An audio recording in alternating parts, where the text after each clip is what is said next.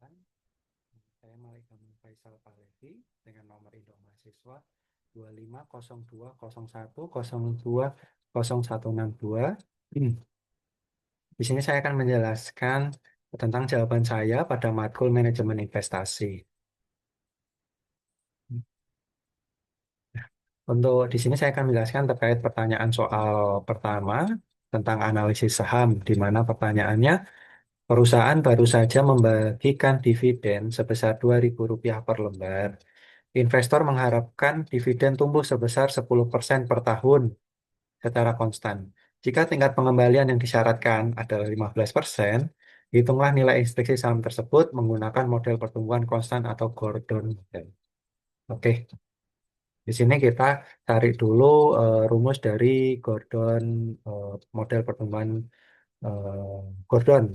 Di sini ada P per stock price atau nilai intrinsik, terus D1 atau estimasi dividen tahun depan dibagi R, required rate of return dikurangi G, dividen growth rate-nya. Nah, cuma sebelum itu kita harus mencari estimasi dividen tahun depannya, yaitu rumusnya yang ini, D1 sama dengan dividen terakhir dikali 1 ditambah tingkat pertumbuhannya.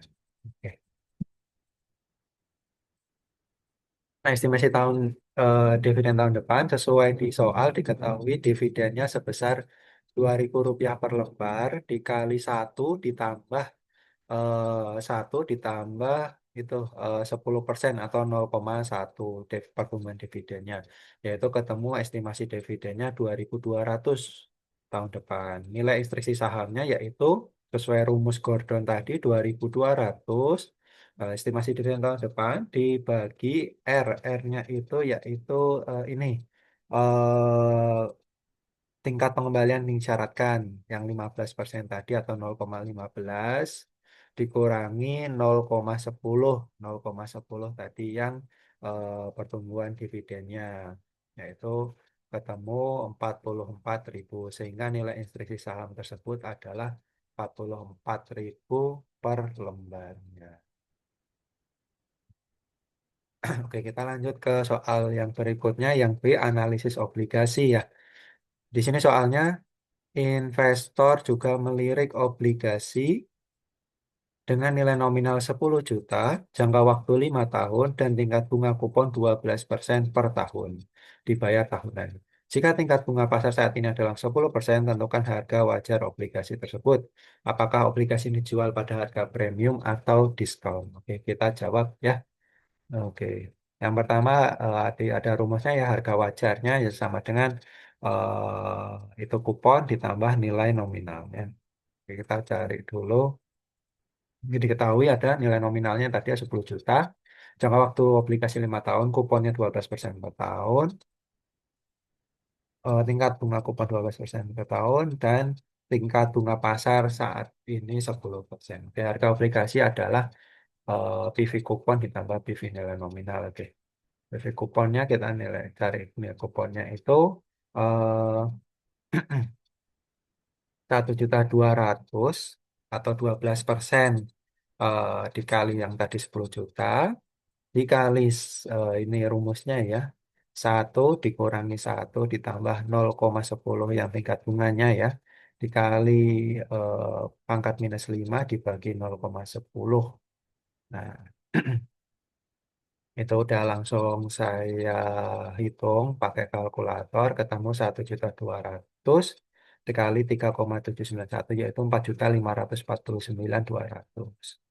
Dan untuk PV nominalnya, ya nilai nominal dikali ada dan rumusnya, dikali yang tadi yang 1 ditambah tingkat bunganya 10% atau 0,1 ke pangkat minus 5 atau 0,6209.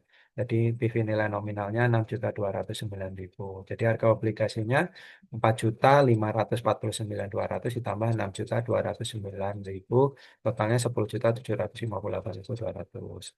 Karena nilai harga obligasi di atas harga nilai nominal, maka obligasi tersebut dijual dengan harga premium. Seperti itu. Oke, yang soal berikutnya evaluasi portofolio saat ini. Untuk soalnya yaitu investor sudah memiliki portofolio A dengan kinerja setahun terakhir sebagai berikut.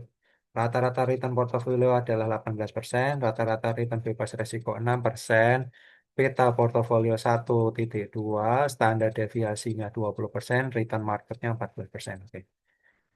Di sini Anda sebagai konsultan diminta untuk menganalisis dan mempresentasikan poin-poin berikut. Yang pertama, analisis nilai intrinsik tunjukkan perhitungan nilai saham PT Maju Bersama bandingkan dengan asumsi jika harga pasar saat ini adalah 45.000, apakah saham tersebut layak dibeli atau under value atau harus dijual atau over value. Oke, kita jawab dulu ya.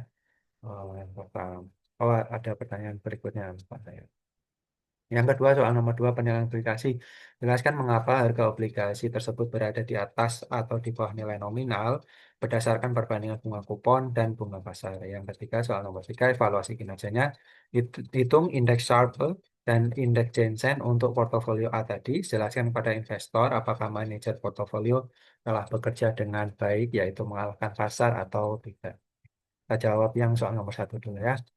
Nilai instruksi saham PT Maju Bersama. Oke. Untuk rumusnya nilai intrinsik yaitu yang tadi ya, estimasi dividen, eh, tingkat pertumbuhan dikurangi G tadi kalau di mana expected return atau estimasi yang diharapkan yaitu R ditambah beta kali RM RF.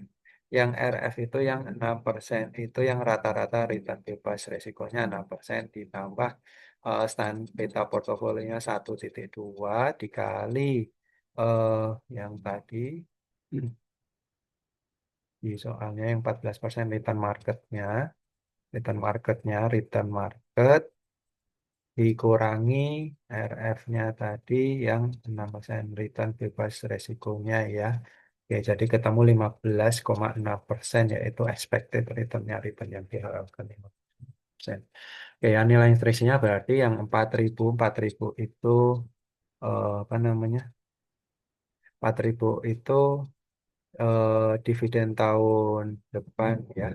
Asumsinya diasumsikan estimasi dividen tahun depannya 4.000 serta G tingkat pertumbuhannya di sini pakai asumsinya kita pakai 5%. Jadi 4.000 dibagi yang 15,6% dijadikan desimal 0,156 dikurangi 0,05 yaitu 37.736. Kesimpulannya nilai pasar yang 45.000 lebih tinggi dari nilai instruksinya. Maka saham PT Maju Bersama saat ini diperdagangkan di atas harga wajar atau overvalue. Cuma ini asumsi dengan asumsi dividennya 4.000. Dividennya 4.000. Jadi kalau dividennya lebih besar, belum tentu over value. Oke, jadi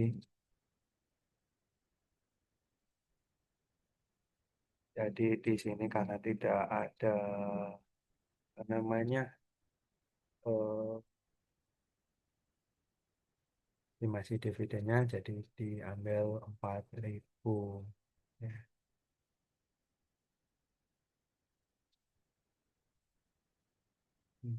soal selanjutnya yaitu ya, alasan harga obligasi tersebut berada di atas atau di bawah nilai nominal berdasarkan perbandingan bunga kupon dan bunga pasar, yaitu konsep korelasi antara harga obligasi, tingkat bunga kupon, dan bunga pasar. Jadi ada korelasinya, tiga hal ini merupakan hal fundamental dalam kita investasi pendapatan tetap. Oke. Jadi obligasi di atas nilai normal atau nilai nominal atau disebut premium bond, yaitu apabila sebuah obligasi dijual pada harga premium atau lebih tinggi dari nilai nominalnya jika tingkat bunga kupon lebih tinggi daripada tingkat bunga pasar. Oke. Obligasi di bawah nilai nominal atau diskon bond yaitu apabila sebuah obligasi dijual pada harga diskon lebih rendah dari nominal jika tingkat bunga kupon di bawah tingkat bunga pasar. Jadi itu kuncinya ya. Oke. Nomor tiga. Jadi kita di sini untuk menghitung indeks Sharpe dulu ya, sama indeks Jensen. Indeks Sharpe. Ini untuk rumusnya S sama dengan rata-rata returnnya RP dikurangi return bebas risiko dibagi standar deviasinya. Oke, di situ di soal sudah diketahui rata-rata returnnya 18% atau 0,18 dikurangi return bebas risikonya 6% ya 0,06 dibagi standar deviasinya 20% atau 0,20. Ketemu indeks harganya 0,6. Dapat dibaca dari hasil di atas untuk mendapatkan 0,60% return, 0,6% return tambahan untuk setiap 1% risiko total yang diambil. Indeks Jensen. Indeks Jensen digunakan untuk mengukur kelebihan return di atas return yang dianggap berdasarkan risiko sistematis. Oke, Oke, di sini kita indeks Jensen ya, banding indeks Jensen. Ini ada rumusnya. eh Returnnya yang tadi, return portofolionya, terus return bebas risiko, ada peta portofolio, ada return marketnya, dikurangi return bebas risiko. Jadi langsung saja 0,18 dimasukkan angkanya 0,18 dikurangi 0,06 return bebas risikonya ditambah beta kali 0,14 ya itu 0,14 return marketnya di sini belum saya tambah ya marketnya 0,14 kali 0. Jadi langsung ketemu 0,024 atau 2,4%. Terus maksudnya bagaimana? Jadi kesimpulannya seperti ini. Kesimpulannya berdasarkan dasar Sharpe dan indeks Jensen terkait kinerja manajer portofolio yaitu sangat baik. Kenapa? Alasannya yaitu indeks Jensen menunjukkan angka plus 2,4%. Artinya manajer portofolio tersebut berhasil memberikan imbal hasil 2,4% lebih tinggi daripada yang seharusnya dapat dengan tingkat resiko yang sama. Ya. Indeks Sharpe yang tadi menunjukkan 0,6 ya, artinya itu portofolio telah memberikan kompensasi imbal hasil yang memadai untuk setiap fluktuasi atau volatilitas yang dialami. Return portofolio sekitar 18%, lebih tinggi dibanding return market yang tadi diketahui 14%, di mana meskipun risiko portofolio yang lebih tinggi, beta 1,2, kenaikan returnnya sebesar 4%, di atas pasar jauh melampaui tambahan resiko yang diambil. Oke. Baik, terima kasih. Untuk presentasi saya cukupkan.